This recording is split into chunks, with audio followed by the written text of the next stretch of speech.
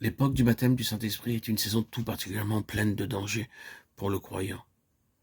L'essence même d'un réveil, c'est le baptême de l'Esprit, et l'aurore d'un réveil est très spécialement le moment favorable à l'action des esprits séducteurs, celui où il leur est le plus facile de pénétrer dans le croyant à couvert de séduction qui aboutissent souvent à la possession. Les époques de réveil sont des temps de crise et de catastrophes possibles. De crise dans la vie des individus comme dans la vie d'une contrée, d'une église ou d'une région. Temps de crise pour l'homme irrégénéré où se décide sa destinée éternelle selon qu'il accepte ou refuse de se tourner vers Dieu et de se donner à lui. Temps de crise aussi pour les croyants, pour ceux qui reçoivent la plénitude de l'Esprit et pour ceux qui la refusent. Pour ceux qui se laissent attirer, fléchir et qui reçoivent le Saint-Esprit. C'est le jour de la visitation du Très-Haut. Pour d'autres, pour ceux qui n'ont pas atteint un même degré de croissance, c'est l'heure unique de décision. Deviendront-ils spirituels ou resteront-ils charnels? 1 Corinthiens 3:1. Choisiront-ils d'être toujours vaincus ou de rester stationnaires? Ou bien iront-ils de l'avant en vainqueurs?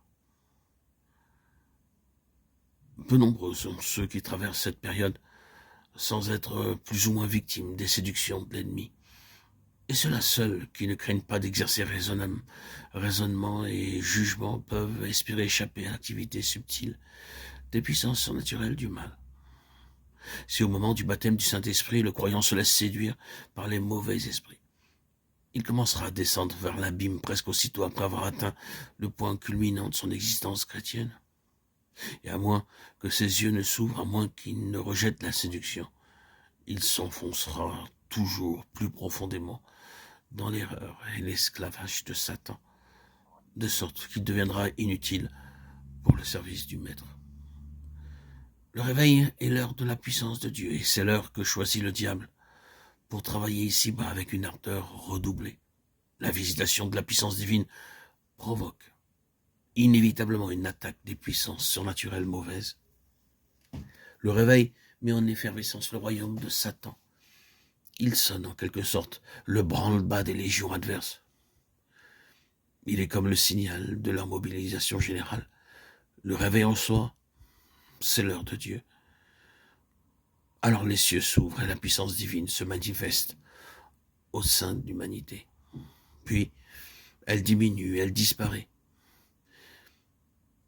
Et les puissances mauvaises s'affirment chez les individus dans une église ou une région.